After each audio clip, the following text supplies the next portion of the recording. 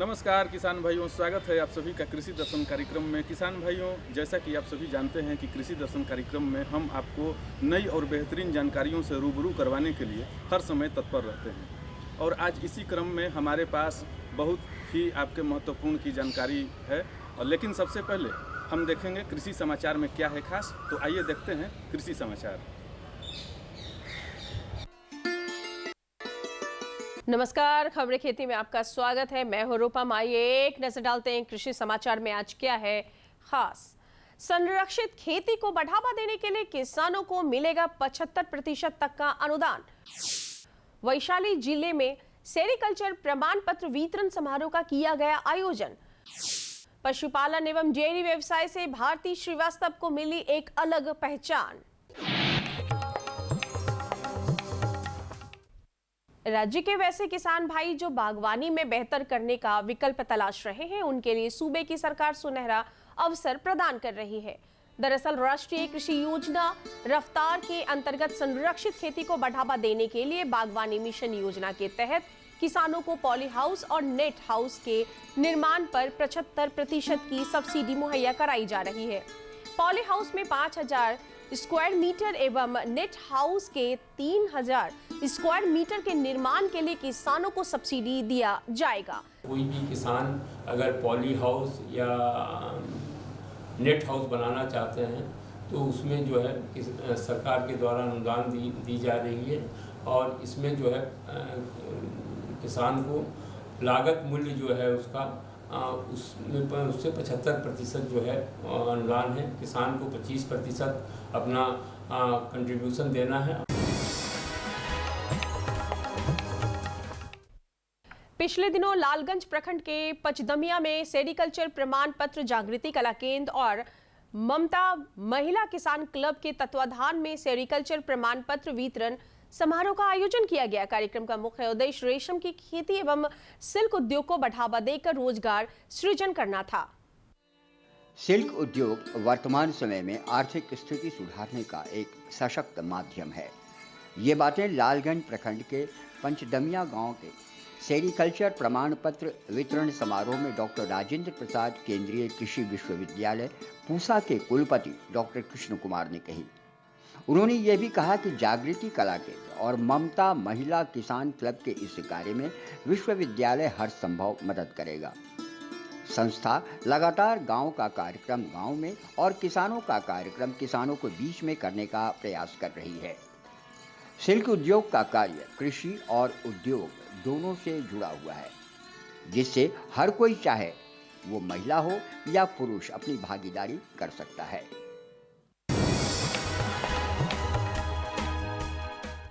परंपरागत ढंग से धान की खेती करने वाले किसान भाई अब इसके साथ साथ सब्जी की भी खेती कर सकेंगे, जिससे उत्पादन भी बढ़ेगा और मुनाफा भी। हमारे कृषि वैज्ञानिक कई नई और ऐसी किस्में तकनीक की खोज करते रहते हैं जिससे किसानों की आय बढ़ती जाए।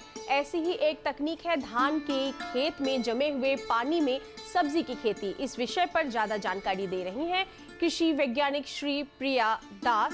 बहुत सारे लैंड जो कि लो लैंड है उसमें पानी जम जाता है, तो किसान भाई हमारे वेजिटेबल यानी सब्जियों का ज़्यादा उत्पादन नहीं कर सकते इस सीज़न में। लेकिन हमारे पास एक नई टेक्नोलॉजी है जिससे कि आप जमे हुए पानी के खेत में भी सब्जी का उत्पादन कर सकते हैं। किसान भाइयों, हरी सब्जियों में भिंडी पसंदीदा सब्जी में एक है। बाजार में मांग और भाव के अनुसार भिंडी की खेती करने वाले किसान अच्छा मुनाफा प्राप्त कर रहे हैं, लेकिन ज्यादा मुनाफा उन्हीं किसानों को मिल रहा है जिनका उत्पादन बेहतर हो रहा है। बेहतर उत्पादन के लिए उन्नत प्रभेद की भिंडी आवश्यक है। परभन क्रांति, पूसा, सावनी, अर्का, अनामिका, पंजाब 7 भिंडी के उन्नत प्रभेद है। बेहतर उत्पादन और मुनाफा चाहते हैं तो किसान भाइयों, आप भी इन्हीं किस्मों को अपनाकर भिंडी की खेती कर सकते हैं।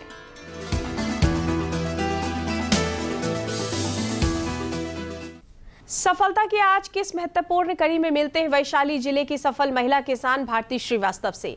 भारती पशुपालन एवं डेयरी के व्यवसाय से जुड़ी हैं और इससे बने उत्पादन को अन्य जिलों में सप्लाई करती हैं। आज के बदलते दौर में महिलाओं ने पुरुषों को पीछे छोड़ दिया है। अब महिलाएं भी पुरुषों के साथ कदम से कदम मिलाकर कामयाबी का कीर्तिमान गढ़ रही हैं। इस बात का सही उदाहरण बनकर सामने आई है वैशाली जिले की भारती श्रीवास्तव। भारती एक आम पढ़ी लिखी महिला हैं, लेकिन उनके अंदर कुछ करने की चाहत ने उन्हें आम से एक खास बना दिया। भारती का कहना है कि पशुपालन व्यवसाय की शुरुआत 8-10 पशुओं के साथ की। इसके बाद उन्होंने धीरे धीरे अपनी मेहनत और लगन से इसे आगे बढ़ाया और आज दूध और उससे बने प्रोडक्ट को बिहार के अन्य जिलों में सप्लाई करती है। भारती आज अपने जिले के सभी महिलाओं के लिए प्रेरणा का स्रोत बन चुकी है। आइए अब एक नजर डालते हैं मंडी के ताजा भाव पर। आइए एक नजर डालते हैं राजधानी पटना के अंटाघाट सब्जी मंडी में और जानते हैं हरी सब्जियों के ताजा भाव। भिंडी 1800 रुपये प्रति क्विंटल, नेनुआ 2000 रुपये प्रति क्विंटल, कद्दू 1600 रुपये प्रति क्विंटल, करेला 2400 रुपये प्रति क्विंटल। और किसान भाइयों, चलते चलते आप देखिए मौसम का मिजाज। मौसम विभाग के मुताबिक अगले 24 घंटे में राज्य के विभिन्न हिस्सों में गरज के साथ बारिश होने की संभावना है। इस दौरान 15 से 20 किलोमीटर प्रति घंटे की रफ्तार से हवा भी चलेगी, जिससे तापमान में गिरावट दर्ज की जा सकती है। राजधानी पटना का अधिकतम तापमान 31 डिग्री सेल्सियस एवं न्यूनतम तापमान 27 डिग्री सेल्सियस बने रहने की संभावना है। तो किसान भाइयों, अभी आपने कृषि समाचार के साथ साथ मंडी भाव और मौसम के बारे में जाना। किसान भाइयों, आज मंगलवार है और आज के दिन हम फोन इन लाइव के माध्यम से आपके सवालों का जवाब हम अपने विशेषज्ञ से प्राप्त कराते हैं। तो किसान भाइयों, अगर आपके जेहन में कोई सवाल हो, कोई समस्या हो, तो फोन इन लाइव के माध्यम से आप हमारे विशेषज्ञ से सीधे जुड़कर कृषि क्षेत्र से जुड़ी हुई नई जानकारियां प्राप्त कर सकते हैं। तो आइए चलते हैं स्टूडियो, जहां हमारे विशेषज्ञ आपकी समस्याओं का समाधान करेंगे।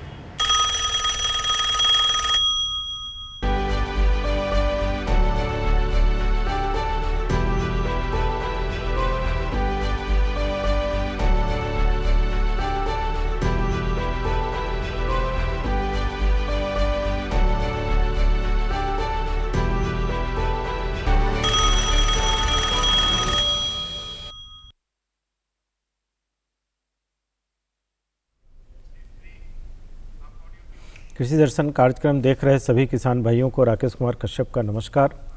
किसान भाइयों, हमारे पशुओं में कई तरह की बीमारी समय समय पर आती रही और उसका निदान भी होते रहा, परंतु विगत कुछ समय से पूरे देश में और प्रदेश के भी कुछ भागों में एक विशेष प्रकार की बीमारी की बात चर्चा में है।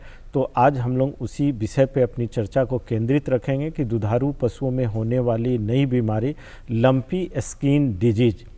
तो लंपी स्किन डिजीज के क्या कारण है, क्यों हो रहा है और इसके लिए आपको कैसे सचेत रहना चाहिए या इसका क्या समाधान है, इस विषय पे आज हम लोग बात करेंगे। हमारे साथ विशेषज्ञ भाग लेंगे डॉक्टर पल्लव शेखर, जो प्रमुख हैं औषधि विभाग, बिहार पशु विज्ञान विश्वविद्यालय पटना में। तो और आज आप हमारे टोल फ्री नंबर से जुड़कर आप हमारे विशेषज्ञ से प्रश्न कर सकते हैं। हमारा टोल फ्री नंबर है 1800-3456171। तो आप इस नंबर का उपयोग करें और आपको पशुओं में होने वाली किसी भी प्रकार की बीमारी से संबंधित प्रश्न कर सकते हैं। हम लोगों की चर्चा केंद्रित रहेगी लंपी स्किन डिजीज के ऊपर, परंतु आपको कोई भी समस्या है तो आप ज़रूर पूछें, हमारे विशेषज्ञ आपके प्रश्न का जवाब देने का प्रयास करेंगे। पल्लव जी, सबसे पहले लंपी स्किन डिजीज की चर्चा लगभग देश के हर प्रांतों में हो रही है। हम ये जानना चाहते हैं कि लंपी स्किन डिजीज है क्या, इसका उद्भव कहाँ हुआ और ये कैसे इसका प्रसार हो रहा है? ये लंपी स्किन डिजीज, जिसको LSD नाम से लोग जानना शुरू किए हैं अभी, पहले तो इसकी पहचान ही नहीं हो रही थी और बहुत ही जल्दी से ये अपने देश में प्रवेश किया है और अपने राज्य में ये लगभग 2019 ईस्वी में उड़ीसा के थ्रू ये बिहार में प्रवेश किया है। और ये एक वायरल बीमारी है, मतलब कि जो विषाणु जनित रोग है, जो कि गायों में, खासकर दुधारू पशुओं में बहुत तेज़ी से फैलता है। और क्योंकि ये बीमारी वायरस से है तो अगर एक से अनेक पशुओं में फैलने की संभावना रहती है और जहाँ भी होता है वो बहुत तीव्र गति से ये फैलती है। इस बीमारी के फैलने का जो कारण है वायरस तो है ही, लेकिन इसके वाहक हैं। जैसे भी जिस प्रकार से डेंगू बीमारी फैलता है उसी प्रकार से इस बीमारी के भी फ्लाई और जो मक्खियाँ होती हैं, जब खास करके बरसात का समय होता है तो इसके जो वेक्टर्स होते हैं उसके जब संख्या बढ़ती है गंदगी के कारण, पानी नमी के कारण, उसके कारण जो पॉपुलेशन इनका बढ़ता है उससे वो एक गाय से दूसरे गाय पे बैठते हैं और वो वायरस उसके शरीर में डालते हैं और उसके बाद इस तरह की बीमारी उसके शरीर पे देखा जाता है, इसलिए इसका नाम पड़ा है लंपी स्किन डिजीज़। इसमें जो बताया आपने कि मान लीजिए ये जैसे भी आया, इसका जो पहचान है, अगर कैसे वो मतलब क्या इसके सिम्टम है, कैसे किसान भाई को पशुओं में क्या व्यवहार परिवर्तन दिखता है जिससे ये पता चले कि यह बीमारी लंपी स्किन डिजीज है? ये बहुत अच्छा प्रश्न है क्योंकि अभी जागरूकता फैलानी है इस बीमारी के बारे में। और एक प्रश्न ले लेते हैं, किसान भाई जुड़ गए हैं, उनका प्रश्न ले लेते हैं, फिर इस पर चर्चा जारी रखेंगे। Hello hello. हाँ नमस्कार सर। जी आप अपना नाम बताएं। जी सर, जो मेरी एक गाय है जी, वो जो है सर एक बार सिम डलवाए थे उसको, लेकिन फिर 2-4 महीना के बाद में वो पलट गई सर, मतलब गाभिन नहीं हो पाई। फिर डलवाए हैं, फिर गाभिन नहीं हुई सर, उसका कारण क्या हो सकता है? अच्छा, AI आप कराए थे उनका? जी आप उसको कैसे मतलब पाल दिलाए थे? आर्टिफिशियल इंसेमिनेशन में गए थे? सिम जो होता है ना, तो जो आर्टिफिशियल सिम होता है, मतलब एक बार इन्होंने ये किया, गाय गाभिन मतलब पाल नहीं धरी, तो क्या कारण हो सकता है? एक कॉन्सेप्शन फेल्यूअर एक बार अगर हुआ है तो ये बहुत बड़ी अभी समस्या नहीं है। बहुत सारे कारणों से ऐसा हो सकता है किसान बंधु, लेकिन सबसे ज़रूरी ध्यान ये देना है कि समय का, किस समय हम पाल गाय को देते हैं। जिस समय से गर्म होती है उसके 12 घंटे के बाद, तो वो समय की गणना में सबसे ज़्यादा चूक होता है। जो भी AI करने आते हैं उनको समय का सही जानकारी दें कि इतने देर पहले गाय हीट में आई है। अगर समय पे अगर हम इंसेमिनेशन कराने, आर्टिफिशियल इंसेमिनेशन कराने, तो गाभिन होने की संभावना हो जाती है। इसके अलावा अगर बार बार फेल होता है तब निकटतम पशु चिकित्सक से उसकी जांच करवा लें और गायों में समय समय पर कीड़े का दवा दें और विटामिन A या हरा चारा अगर आप देते हैं तो उसकी गर्भाशय अच्छी होती है और गाभिन होने की संभावना बढ़ जाती है। चलिए, ये तो बहुत सामान्य तरीके से बहुत सारे पशुपालक इस तरह की समस्या से जूझते हैं, लेकिन हम लोग चर्चा कर रहे थे कि क्या कैसे पहचान होगी उनकी अन्य बीमारियों में और लंपी स्किन डिजीज में। जी, लंपी स्किन डिजीज़ अभी जो एक नई बीमारी देखा गया है जिसमें कि पूरे शरीर में गाय के फफोले जैसे दिखाई पड़ते हैं और बाद में कुछ दिनों के बाद वो घाव में परिवर्तित हो जाते हैं, उस पर मक्खियाँ लगने लगती हैं और गाय को तीव्र गति बुखार, जुगाली करने में, भूख नहीं लगना, और ऐसा देखा गया है कि जो प्रेग्नेंट होती है, जो गाभिन होती है, उसमें अबॉर्शन तक देखा गया है। तो सबसे महत्वपूर्ण जो इसमें लक्षण दिखाई पड़ेगा, अचानक उसके गाय के शरीर पे, आपको पूरे शरीर पे लगेगा एक उठा हुआ लंप बोलते हैं उसको वो समझिए एक उभार जैसा पूरे शरीर में दिखाई पड़ेगा। बाद में वो घाव में बदल जाता है। तो इसके कारण गाय को बहुत ज़्यादा दिक्कत होती है, बुखार आ जाता है, पागुर नहीं करती है, खाना छोड़ देती है, उसके दूध की देने की क्षमता सबसे ज़्यादा प्रभावित हो जाती है। अगर वो गाभिन है तो उसमें अबॉर्शन होने की संभावना होती है। अगर इस तरह की कोई भी परिस्थिति उत्पन्न होती है तो उसके लिए आगे कैसे बढ़ेंगे, उसके पहले मैं एक किसान भाई जुड़ गए, उनका प्रश्न ले लेते हैं। Hello hello. हाँ सर जी, आप अपना नाम बताएं। राम बदन शर्मा, कृष्णनारायणपुर पंचायत, मोरबा ब्लॉक। अच्छा, क्या प्रश्न है आपका? मेरा प्रश्न है, बोलिए। 5 महीने का बच्चिया प्रेग्नेंट है, उसको कभी कभी मोटा डिस्चार्ज होते रहता है, अच्छा, इनका प्रश्न है कि इनकी जो हीफर है, बछिया है, वो प्रेग्नेंट है और डिस्चार्ज के बारे में इन्होंने बताया है। किसान बंधु, सबसे महत्वपूर्ण बात यह है कि अगर हल्का अगर कोई डिस्चार्ज है तो इस पे बहुत ध्यान देने की बात नहीं है, लेकिन सबसे पहले आपको जो प्रेगनेंसी है वो निकटतम पशु चिकित्सक को बुला करके, वो 2.5 से 3 महीने के समय में पता चल जाता है, पहले प्रेगनेंसी की जांच करा ली जाए। क्योंकि कभी कभी प्रेगनेंसी नहीं होने पे यूट्रस में इन्फेक्शन भी होता है, लेकिन उसकी पहचान की जा सकती है कि वो किस तरह से उसका जो रिसाव हो रहा है वो किस रंग का है। अगर वो शीशे जैसा है, साफ़ है, तब तो इस पे बहुत ज़्यादा ध्यान देने की बात नहीं है। लेकिन अगर उसका रंग बदला हुआ है, पीले रंग का है, तो इन्फेक्शन का चांस है। और इसके सबसे बड़ा समाधान यही है कि सबसे पहले पशु चिकित्सक से ये देख लिया जाए कि ये गाय गाभिन है या नहीं। चलिए, अभी किसान भाइयों वक्त तो चला है छोटे से सूचनात्मक अंतराल का, हम तुरंत वापस आते हैं इस अंतराल के बाद।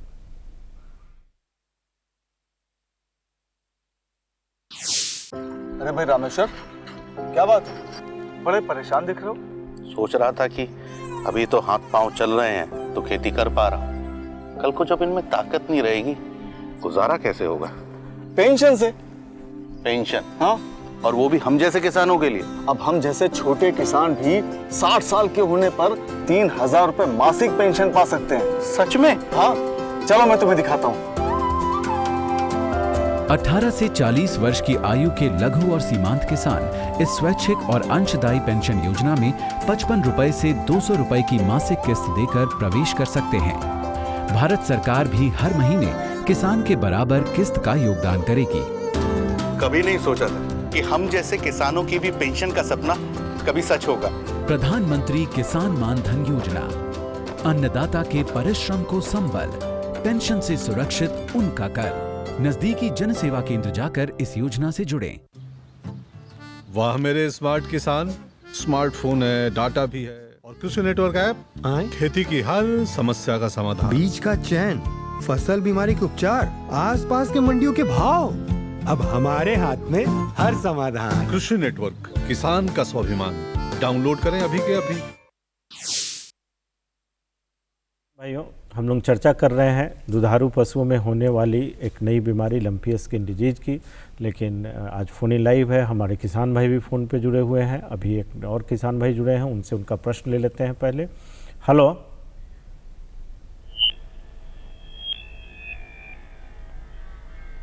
हेलो। हेलो, नमस्कार सर। नमस्ते, आप अपना प्रश्न बताएं। अपने पास सर जर्सी गाय है, उसको है ना बच्चा हुआ 1 साल हो गया। 1 साल हो गया? अभी तक वो जो पाल नहीं खाया। अच्छा, पतला खाली झरता है। आप कहाँ से बोल रहे हैं?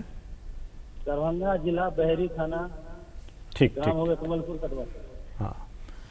हाँ, ये किसान बंधु सबसे सामान्य है, इसका मैं उत्तर भी अभी दे चुका हूँ। पाल नहीं खाना एक बहुत ही साधारण समस्या है और मतलब गंभीर भी इसको मान सकते हैं। अगर गाय गर्म ही नहीं हो रही है तो सबसे पहले ध्यान देना होगा कि वो समय पे गर्म हो रही है या नहीं।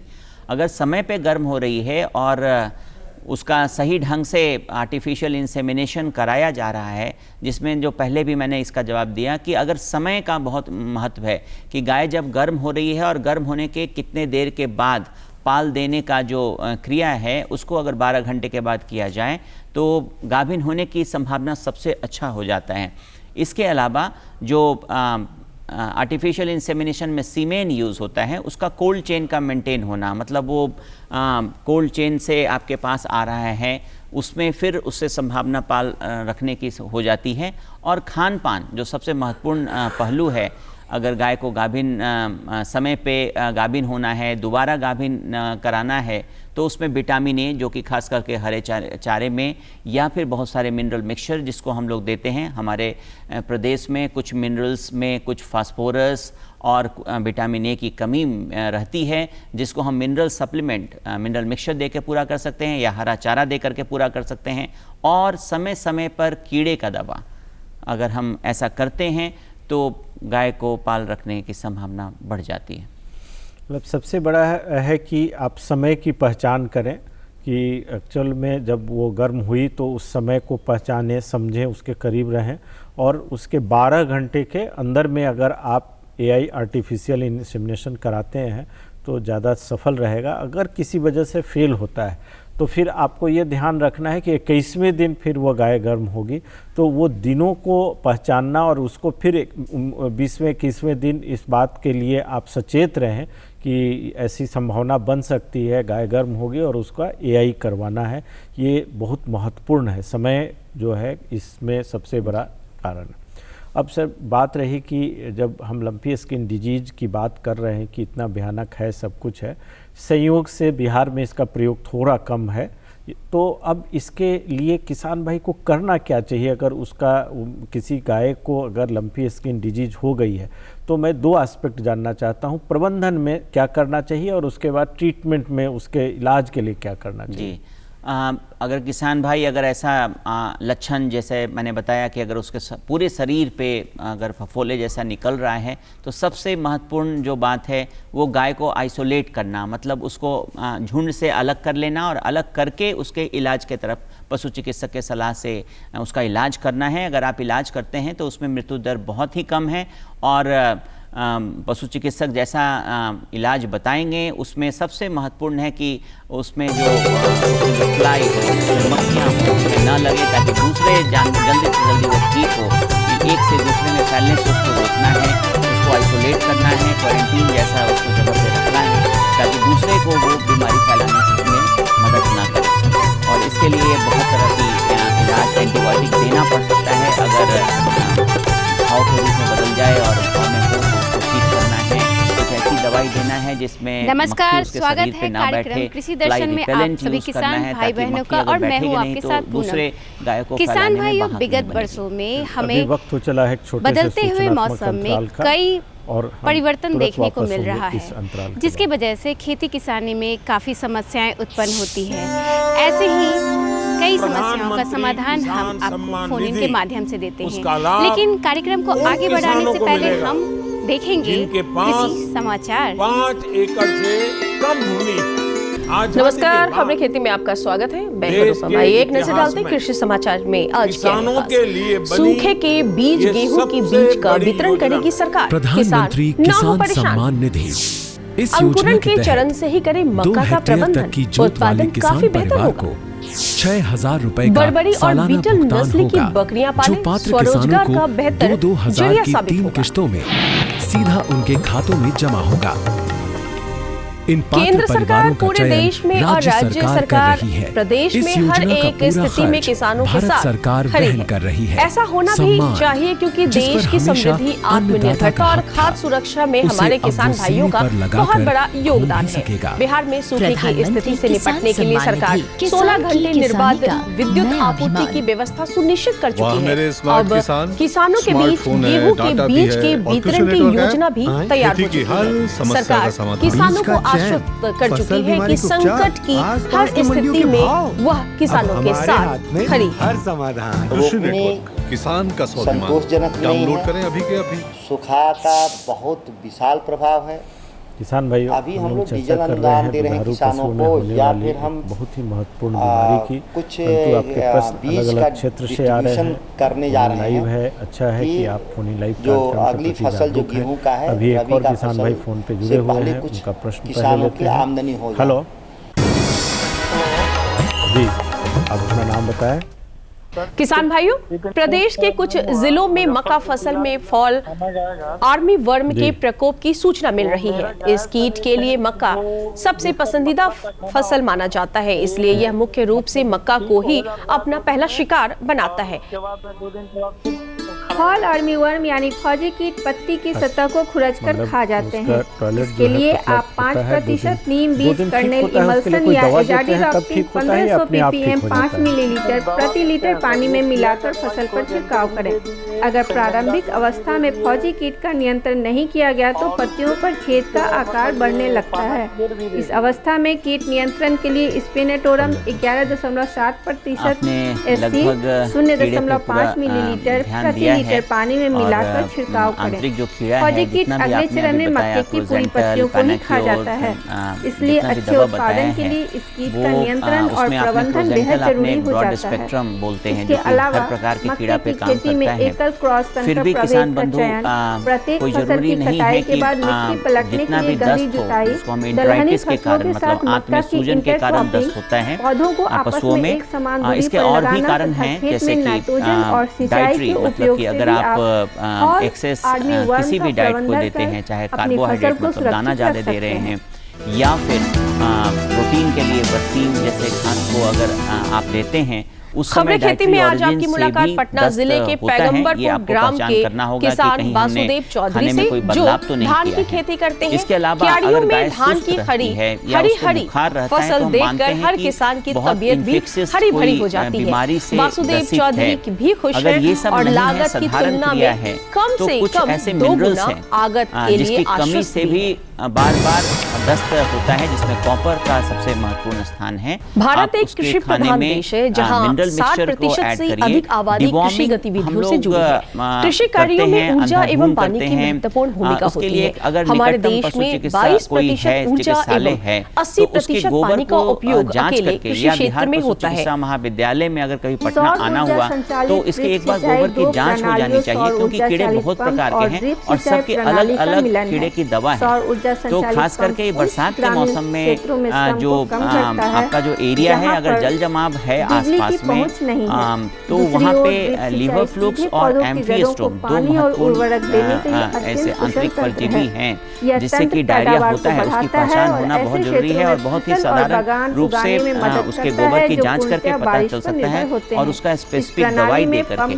फिर भी साधारण तौर पर अगर कोई 10 से जानवर सफर कर रहा है, उसको मिनरल मिक्सचर दीजिए, नमक दीजिए, सोडियम बाइकार्बोनेट जिसको हम मीठा सोडा बोलते हैं, उसके खाने में 20 से 30 ग्राम ऐड करिए, जिससे कि उसके इलेक्ट्रोलाइट्स और बहुत ही पुराना केओलिन, किसान भाइयों, बकरी को गरीबों की गाय कहा जाता है। ग्रामीण क्षेत्रों में बकरी पालन का व्यवसाय स्वरोजगार का एक बेहतरीन जरिया शुरू से ही रहा है। हमारे जो भी किसान बकरी पालन को व्यवसाय के रूप में अपनाना चाहते हैं, वे उत्तम किस्म के नर बकरी को कुछ बीमारी है स्थानीय प्रजाति की बकरियों से ब्रीडिंग कराएं। पशु वैज्ञानिक बर्बरी और बीटल प्रजाति की बकरियों को बकरी पालन के लिए फायदेमंद मानते हैं। बहुत हायर मॉलिक्यूलर डायग्नोसिस पे नहीं जाते हैं तो कंफर्मेशन नहीं दे सकते हैं। आइए अब एक नजर डालते हैं मंडी के ताजा भाव में। बहुत सारे फ्लाई होते हैं, बहुत सारे इस तरह के कोई चीज काट अगर ले तो उस समय एलर्जिक रिएक्शंस को भी ध्यान में देखना होगा, कोई एलर्जी का तो बीमारी नहीं है। इसके अलावा एक परजीवी है जो कि फिलेरियल वॉर्म है, जिस तरह से फिलेरियल वॉर्म है जिसको बोलते हैं गाँव में पार्ट फूटना। और किसान भाइयों, चलते चलते आप देखिए मौसम का है और शरीर में फफोले पड़ते हैं, लेकिन इसका थोड़ा सा अंतर है कि फफोला अपने आप फूट जाता है और कहीं कहीं से खून का फव्वारा जैसा निकलने लगता है। तो ये एक फिलेरियल वॉर्म है, जैसे अभी जिसको कि कंट्रोल किया जा सकता है, लेकिन ये उस तरह का ही लक्षण दिखाई पड़ता है, जैसे लगता है कि पूरे शरीर में इस तरह का गोल गोल बहुत सारी जगह पे निकल गए हैं। तो ये एक नेमाटोडल वॉर्म्स है जो कि फिलेरियल वॉर्म है, जिसको कीड़े का दवा देकर के आइवरमेक्टिन का इंजेक्शन लगा करके इसको ठीक किया जा सकता है। में हो रही समस्या, इन सभी की जानकारी आपको हम फोन इन के माध्यम से देते हैं हमारे कृषि वैज्ञानिकों के द्वारा। तो किसान भाइयों, देर किस बात की, अपना फोन उठाइए और सीधे हमारे कृषि विशेषज्ञों से जुड़िए फोन इन के माध्यम से। तो आइए सीधे चलते हैं स्टूडियो। अनुरोध करूंगा कि आप किसी भी विषय पे जानकारी चाहते हैं, कोई वार्ता चाहते हैं, तो आप हमें पत्र जरूर लिखें, पत्र लिखें या हमसे संपर्क करें। उसके लिए आप हमारा पता नोट कर लें। हमारा पता है कृषि दर्शन द्वारा निदेशक बिहार दूरदर्शन के पटना रोड 8 लाख एक पिन कोड है। सबसे बेहतर संसाधन ईमेल है, आप हमें ईमेल करने के लिए एड्रेस नोट कर लें, डायरेक्टर ddkpatna@gmail.com। तो आप हमें पत्र लिखें या मेल करें, आप जानकारी क्या चाह रहे हैं उसके विषय में जरूर विस्तृत रूप से। कृषि दर्शन कार्यक्रम देख रहे सभी किसान भाइयों को राकेश कुमार कश्यप का नमस्कार। किसान भाइयों, इस वर्ष ऐसे भी हमारे प्रदेश में वर्षा कम हुई है, लेकिन अगर आप विगत कुछ वर्षों को देखेंगे तो मौसम में एक परिवर्तन हो रहा है और जिसका सीधा प्रभाव हमारे कृषि के ऊपर पड़ता है। तो आज हम लोग उस पर चर्चा करेंगे उद्यानिकी फसलों की बदलते मौसम के परिप्रेक्ष्य में वैकल्पिक उद्यानिकी, मतलब क्या विकल्प है, आप जो कर रहे हैं वह ठीक है या कुछ और वैकल्पिक उद्यानिकी फसलों की चर्चा होनी चाहिए, इस पर हम लोग बात करेंगे। हमारे साथ विशेषज्ञ भाग लेंगे डॉक्टर रणधीर कुमार,